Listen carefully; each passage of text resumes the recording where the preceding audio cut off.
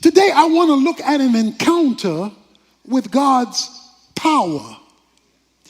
And this encounter with God's power comes in the context of a dilemma. So, a dilemma is when you're in a no-win situation. Anybody here ever been in a dilemma? It's no-win. I mean, any direction that you look in is a lose-lose. You're in a dilemma. The most noted story in Israel's history, the crossing of the Red Sea, which was its biggest celebrated miracle, happened when they were simultaneously in a dilemma. The most celebrated story, the one that's repeated over and over and over in the Old Testament, is the story of the crossing of the Red Sea. It's repeated in the New Testament. But what I want you to catch today is that they had their divine encounter with God's problem in the context of a dilemma. So I want to prepare you today for an encounter with God, but I also want to prepare you for a dilemma that provides the context for that encounter. Now, the background to this is very clear. Moses has come through the 12 plagues, the 10 plagues, and he's now leading the children of Israel out of Egypt. Pharaoh has responded now finally to Moses' call to let my people go. And so the people now are on their way out from slavery to freedom. They're excited. They're looking forward. They've been told that there's this promised land, this purpose of God that God is going to take them to, and things are looking rosy. As they leave, on their way out, it says in verse 17 of chapter 13 that God did not lead them by way of the land of the Philistines, even though it was near. I want you to catch verse 18. Hence God led them. So watch this. Their dilemma is going to come about when God is leading them. Their dilemma is going to happen when they're in the will of God.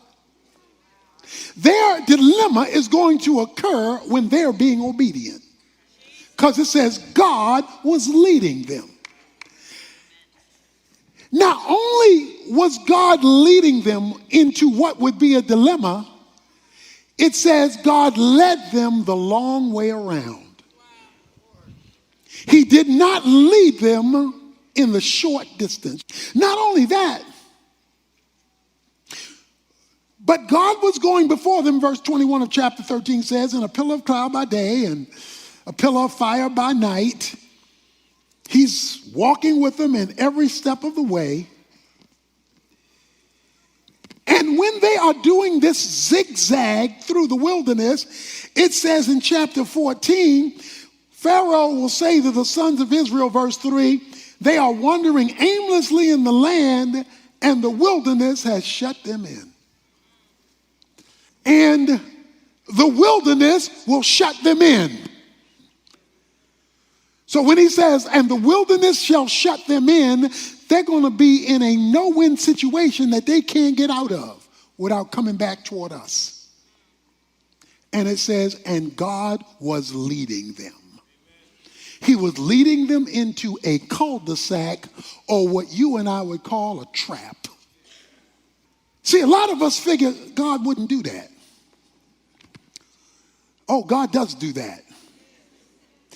And the reason God does that is because only in those contexts will you see that he's God.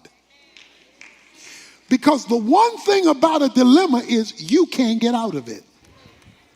The one thing about a dilemma is you don't see an exit. And every direction you look in is a trap. When God is ready to move you to a new spiritual experience with him, he will regularly do it in the midst of a contradiction and a conflict. And that is their scenario. Verse 4 says of chapter 14, thus I will harden Pharaoh's heart and he will chase after them. To harden the heart means to make you more rebellious than you already were. To harden the heart means to make you meaner than you already were. To harden the heart is to make you worse than you already were. I think the verse says, and God hardened Pharaoh's heart. Because when God is ready to give you a new experience with him, he will allow you to be put into a situation that only he can get you out of. When God is ready to make this move, doesn't matter who you know, what contacts you have, how much money you possess, or where you live, or the car you drive. When God is ready to give you a new experience with him, he will regularly trap you where you are. Verse 8 of chapter 14 says, the Lord hardened the heart of Pharaoh, king of Egypt, and he chased after the sons of Israel. What frustrates me about God is he will make it look like he answered your prayer. Come on, anybody been there? It looked like you praising him, you all excited, you ready to give your testimony, and then he go left on you. They finally get out of Egypt. They've been praying to get out of Egypt. He lets them out of Egypt, then he hardens Pharaoh's heart to come after him. Looks like he changed his mind. As Pharaoh drew near, verse 10, the sons of Israel looked, and behold, the Egyptians were marching after them. And they became scared. It says they were very frightened.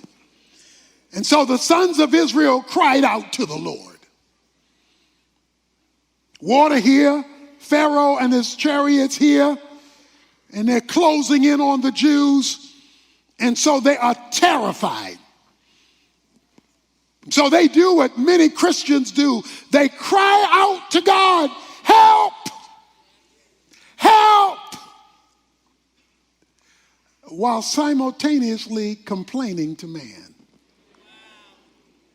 Verse 11, they said to Moses, is it because there were no graves in Egypt that you have taken us away to die in the wilderness? Why have you dealt with us in this way, bringing us out of Egypt? Is this not the word that we spoke to you in Egypt, saying, leave us alone, that we may serve the Egyptians? For it would have been better for us to serve the Egyptians than to die in the wilderness. So the conflict that they are in, the Red Sea and the Egyptians, produces a spiritual conflict within them. Because on the one hand, it says they cried out on the God. But then on the other hand, it says they complained to Moses. So I'm calling on God, but I'm blaming man. Not only that, but I'm confused. Because a dilemma will confuse you. They said, did not we tell you leave us alone? We were happy being a slave in them cornfields. We were happy being a slave picking that cotton. We were just swing low, sweet chariot. We were just happy slaves. So let me give you something you must do when you're caught in a dilemma and God himself is confusing you. You must appeal to someone, if you cannot appeal to yourself, who has a spiritual perspective. See, if you're confused and you're only talking to other confused people who do not share a proper view of God, then all you're going to do is reinforce the frustration of your dilemma. If God has allowed you to be there because you're in the will of God, even though you are confused, then God alone has to give you clarity. And so even though they were complaining about Moses, only Moses could give them the proper perspective, because Moses was in touch with God. So Moses said to the people, because they're crying out to God and complaining at the same time. So Moses says to the people, do not fear, okay? Stop worrying, be calm. It's going to be okay. Stand by and see the salvation of the Lord. So he brings in a spiritual perspective to their human dilemma, which he will accomplish for you. The Egyptians whom you have seen today, you will never see them again. The Lord will fight for you while you are silent, not while you are talking. What he's referring to was the complaining they were doing.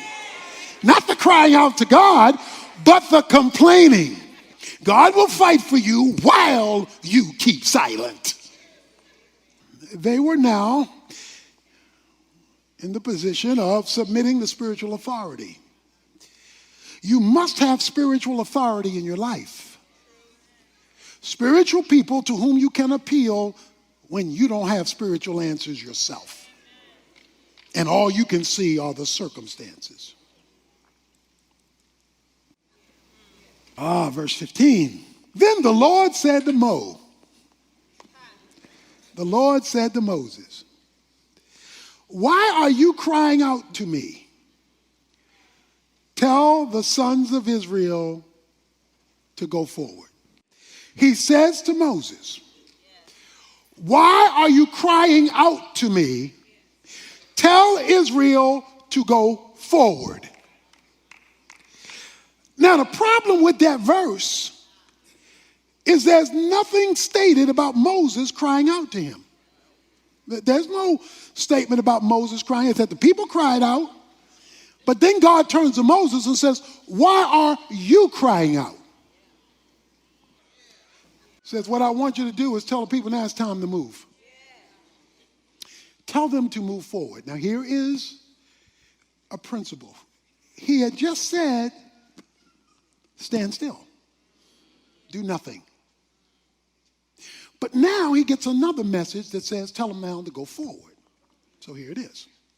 When God puts you in a dilemma and there is nothing that you can do or should do, you do nothing.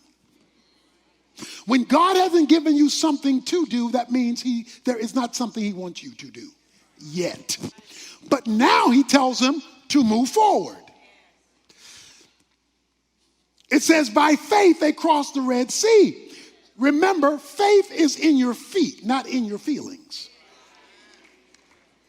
Hebrews 11:29 says they did it by faith. Because faith often has to operate when fear is present. Okay? Faith does not automatically eradicate fear. But faith, when it is operating, overrides fear because fear immobilizes. Faith moves, even when you are fearful. But when he gives you something to do, you move. He says, tell the people to move. And so the people move. Moses, lift up your staff. He lifts up the rod, now called the rod of God. He says, I will, again this word in verse 17, harden the heart of the Egyptians. I'm going to make them harder. I'm going to make them hate you more. I'm going to make them come after you worse than before, so that they will go in after them, and I will be honored through Pharaoh and his army, through his chariots and his horsemen. So Moses stretches out his hand with the rod, verse 21, and the Lord swept the sea back by a strong wind all night and turned the sea into dry land, so the waters were divided. The sons of Israel went through. Verse 23, then the Egyptians took up pursuit. To see a sea open up, the water wall on both sides, this whole army of almost 2 million people walking through, and you go in there after them. You got to be crazy. But they were made crazy by God hardening their heart. So God may be hardening the heart of your coworker, making them treat you bad worse. He may be hardening the heart of your boss, making him treat you worse, or that person in your life, or that circumstance. See, that's why you got to be in the will of God, because when he makes it worse, he's using it. I will harden Pharaoh's heart, and the Egyptians will come after you. It says in verse 31, when Israel saw, say saw. See, not they ain't heard, they saw. When Israel saw the great power which the Lord had used against the Egyptians, the people feared the Lord, and they believed in the Lord and in his servant Moses. Why does God put you in a dilemma when you're in his will? So you can see something. It says, when they saw the power of the Lord, they encountered God's power. They said, you know what those people were saying? They said, take us back to Egypt. You know what God was trying to do? He was trying to deliver them from something in their past. Egypt was their past. But you can get so used to yesterday that when the day goes bad on you, you want to go back. He says, I'm going to deliver you from yesterday because I have a different tomorrow. But for me to deliver you from yesterday, to take you to a different tomorrow, I'm going to create confusion today. So I want you to look at your dilemma that you're either in or that you will face differently. If you're not in the will of God, get in the will of God so that he can turn it into something he can use. If you're not walking by faith but only walking by sight, begin to walk by faith and no longer live a life of complaining. Acknowledging the reality but not blaming man for something God has done. Because you now have this bigger view of God who wants to show you his power so that he can blow your mind in a catch-22. Some of you have heard this story because you've been here for a while. But the newer people may not have heard the story. And so I want to conclude my time with telling you one of my dilemma moments. We were meeting at a school in the early days of our ministry. The school board said we could no longer meet there. We would have to, in a couple of weeks, find another place. We were in a catch-22. We were in a dilemma. What would we tell the people? We went back to the school board and asked them for an extension of time. They said they do not think we can get it because there were too many board members with this whole thing of church and state that were against the church meeting in a school. But then they said, but we will have a final official vote. But the person who we talked to said, let me tell you now, there are too many people against you. All we did was call on God to intervene and to do something that was out of our hands. It was now the day of the vote, and we knew the votes were against us. We'd been told that by an insider. The meeting was supposed to happen at a certain time, but the time went on and on and on. I guess we're sitting out there close to 2 hours when it should have been finished in 30 minutes, waiting for a decision. Finally,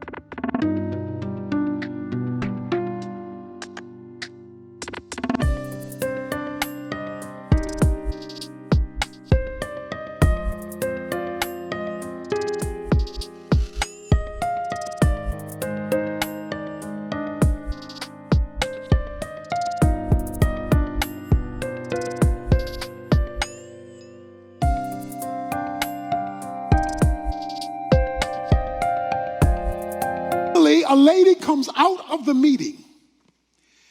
She says, I am sorry it's taken so long, but 2 of our board members are missing. They have not yet gotten to the meeting. So we tried to wait for them so we could have a full council vote, but they have not showed up, and we have decided to go ahead with the vote. We went ahead with the vote, and by 1 vote, you have gotten approval to stay in the school. By 1 vote. When she finished coming out, the 2 who were missing rushed in. The 2 who were missing rushed in, but the vote had already been taken. Oh, but that's not the good part of the story. The good part of the story is why they were late. These 2 decided to ride together. When they decided to ride together, they got off of Polk and 67, and there was an accident at the light. The accident at the light held up traffic for almost 2 hours where the traffic could not move. So within that 2 hours, the vote was taken. So by the time the traffic got cleared away,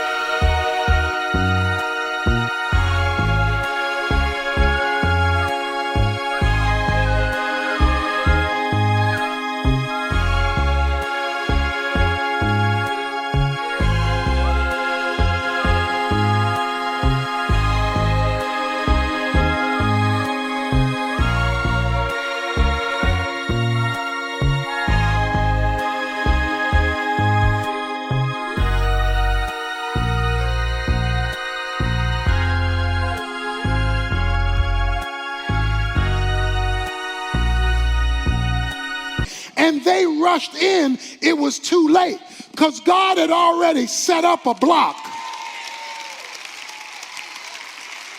The story in Exodus chapter 18 says that the cloud and the pillar of fire went from in front of the Jews and went to the back of the Jews to create a block so that Pharaoh's army could not get to them until they crossed over. So what God did was he took the angel of the Lord and he left from in front of Oak Cliff. He went to the back of Oak Cliff. He went down to Polk and 67, allowed an accident to occur at just the right time for just the right amount of cars in order to block what God's purpose was. He created a dilemma. Now, the good news of that for you is that I have never forgotten it. So anytime now we run into a dilemma, I remember what happened at the end of the 1970s. Anytime we run into a problem, I remember that God is the same yesterday, today, and forever. I remember to tell you, let's move forward when God says move, even though we don't see how it's going to work out, because the God who can create an accident at just the right time can do whatever he decides to do in the dilemmas in our lives as long as